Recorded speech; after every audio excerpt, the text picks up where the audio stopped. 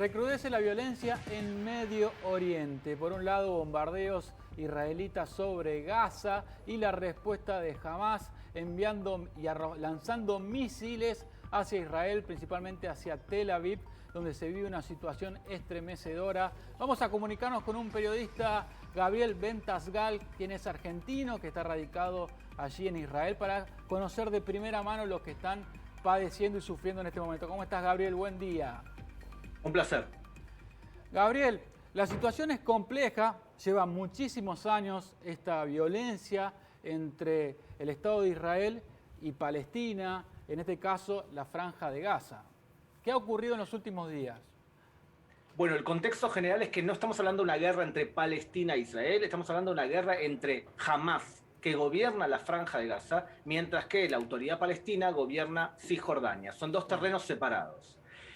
Hamás hizo un golpe de Estado en el 2007 contra la autoridad palestina y desde entonces aumentó su número de disparos. Desde el año 2001, Hamás disparó alrededor de 17.000 cohetes contra la población civil israelí. Ayer disparó 850 y el gobierno de Israel, por supuesto, respondió a través de su ejército.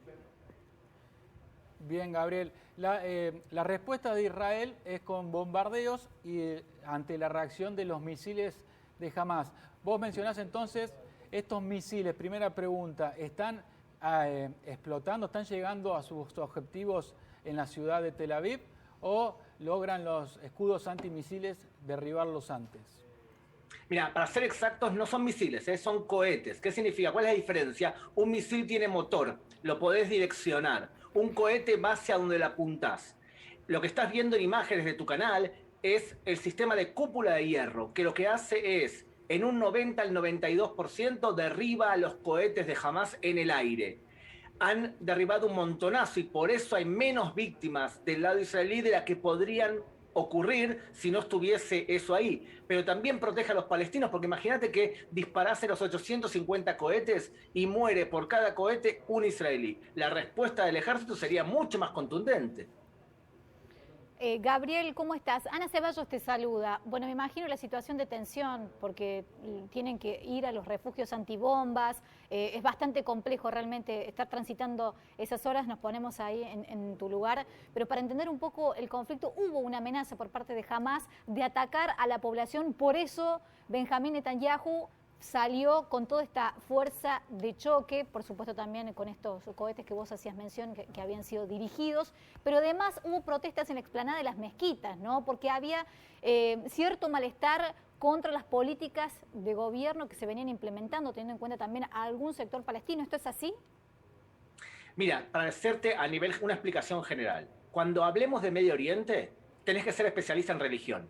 Porque lamentablemente muchos periodistas, también argentinos, pero en América Latina, traducen el Medio Oriente al idioma que les es cómodo o que conocen.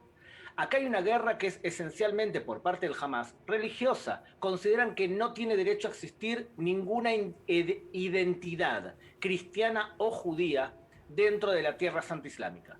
Así piensa Hamás. La mayoría de musulmanes del mundo no piensa así ni cerca de eso, pero jamás piensa así. Ahora, eso es el marco grande. El marco inmediato, la autoridad palestina tenía que llamar elecciones y las canceló porque iba a ganar el Hamás. Y el Hamás protestó y lo que ustedes están viendo es las protestas del Hamás en contra esencialmente de la autoridad palestina. Los hechos concretos que nombraste, o sea, la mechita que encendió el fuego fue una familia de árabes que vivía en alquiler en una casa de judíos, no pagaron alquiler, la Corte Suprema de Justicia decide desalojarlos y eso es promulgado por el Hamás como que los judíos quieren echar a todos los árabes de Jerusalén. Además, protestas en las explanadas en el mes de Ramadán y películas de árabes golpeando ortodoxos que las subieron a TikTok. Eso provocó que la extrema derecha proteste contra los musulmanes. Y así se enciende la mecha, pero el contexto de atrás son elecciones fracasadas y un conflicto religioso. Gabriel, muy buen día. Silvina Brochero te saluda. Bueno, el contexto en el cual se producen estos ataques vos lo has descrito muy bien y muy detalladamente. Ahora, ¿cómo lo están viviendo en este momento aquellos ciudadanos que están sufriendo estos bombardeos? ¿Cómo lo viven el día a día, ya que deben permanecer en los refugios? ¿Cómo lo están llevando adelante esta situación? Es que Silvina, depende de dónde vivas. Ujú. Yo vivo a 45 segundos aire de la Franja de Gaza. Claro. Significa, si disparan hacia mi ciudad, tengo 45 segundos para meterme en un refugio y ayer anoche me metí 3 veces al refugio, cada vez durante 10 minutos, y mi hijo con su teléfono móvil filmaba los cohetes cayendo hacia mi ciudad, pero cúpula de hierro derribándolos. ¿Tienen una Ahora, aplicación móvil ustedes? Ayer sentí esto, escuché esto en televisión, que ustedes tienen una aplicación móvil que les va avisando de los bombardeos. ¿Puede ser? sí, totalmente, pero además tenés la alarma de tu ciudad que empieza a sonar, entonces nos metemos todos ahí. O sea que, sin duda, tenés todo eso y además están todos los teléfonos conectados a los noticieros y demás. Ahora, pensá del otro lado. Sí. Yo en mi casa tengo un refugio antibombas con un cuarto que está hecho de concreto, nos metemos todos ahí. Pero ¿qué pasa con la población palestina? Que los únicos que tienen refugio son los líderes de Hamas. Silvana, los líderes de Hamas están escondidos probablemente en el hospital Shifa de la Franja de Gaza en el subsuelo. Ahí se esconden, pero la población palestina no tiene refugios. Claro, claro que sí, es realmente una situación muy, muy difícil que se está llevando a cabo. Gabriel, ¿cómo va a continuar esto? ¿Qué salida le ves? ¿Una invasión del ejército israelita para controlar nuevamente la Franja de Gaza y perseguir a los líderes de Hamas? ¿Qué salida le ves en el corto plazo, no?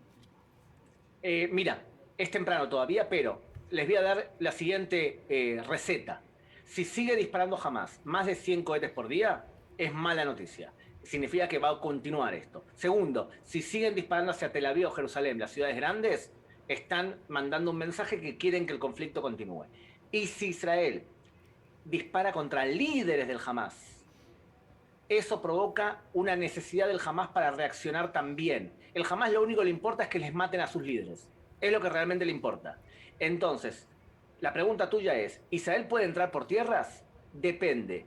Si, por ejemplo, mañana, Dios no quiera, un jardín de infantes es alcanzado por un cohete, la presión popular va a hacer que el gobierno tenga que entrar por tierra. O imagínate que aparece un túnel nuevamente, como ocurrió en el pasado, y entran por el túnel y atacan ciudades de Israel, entonces ahí también va a ser una respuesta por tierra para poder sellar esos túneles. Es temprano todavía, pero no pinta bien esto, ¿eh? Y del otro lado, vos mencionabas que si hubiera habido elecciones, hubiera triunfado Hamas. ¿Tienen cierto arraigo popular entonces estos referentes políticos de ese territorio? Totalmente. Te voy a decir algo que quizás te suena conocido en Argentina. Hay un término en árabe que significa dawa. Y dawa significa que yo con dinero público pago escuelas, pago comedores públicos y de esa forma la gente me apoya. Jamás con dinero de Irán y dinero de donaciones del mundo, por ejemplo, de Qatar o de Turquía, hace mucha dawa. O sea que tiene mucho arraigo popular, mientras que la autoridad palestina tiene fama de ser corruptos. Claro. Bien, muy complicada la situación, la población civil ahí en Palestina, como decía. Claro que ¿no? sí. ¿Cuántos niños, Gabriel, se habla de que ya perdieron la vida por esto? Es que el problema, ¿sabes cuál es? Es que yo recomiendo toda información que venga de un grupo islamista, no importa si sea Al-Qaeda, Hezbollah, ISIS, tomarla con pinzas, porque dicen cualquier dato, porque ningún periodista occidental va a verificar si los datos son verdaderos. Hay un término en árabe que es tajía, que significa faltar a la verdad para conseguir promover las ideas del Islam. Todo grupo radical islámico miente y después nos enteramos los números reales. Por lo tanto, es verdad, va a ocupar los titulares del mundo ese número. Yo recomiendo tomarlo con muchas pinzas, toda información de un grupo islamista. Claro que sí. Mira, allí nosotros en imágenes estamos viendo lo que es el Muro de los Lamentos que convoca a tantas religiones y estaba pensando que en ningún momento la Biblia o el Corán habla de estas luchas y de estas disputas, ¿no? Es el pensamiento extremista de grupos de poderes que llevan a esta situación tan difícil que se está viviendo en Medio Oriente. Lo que pasa es que también, Gabriel, desde mi óptica, ¿no? Yo no apuntaría solamente a lo religioso para analizar esta situación, sino a lo mejor también por una cuestión económica y de control territorial que se da esta disputa, porque si bien muchas veces la lucha se da principalmente, emerge por la cuestión religiosa, pero también hay una cuestión de control territorial que está de trasfondo allí, ¿no? Yo te digo, como especialista en Islam, analizo el Medio Oriente como lo analizan aquí. Porque fíjate lo siguiente, los líderes del Hamas son todos millonarios. O sea que no tienen esa ¿Qué le prometen a un terrorista islámico que se inmola en España, por ejemplo? La promesa, mira cuál es. Lo que te dicen es lo siguiente: la vida terrenal es una basura. Si tú te inmolas, cuando llegues al paraíso recibirás 72 vírgenes, vas a nadar en ríos de vino y de miel y vas a poder invitar a 50 familiares tuyos a la mesa con Mahoma. Ese argumento no es económico, ¿eh? Ese argumento es netamente ideológico-religioso.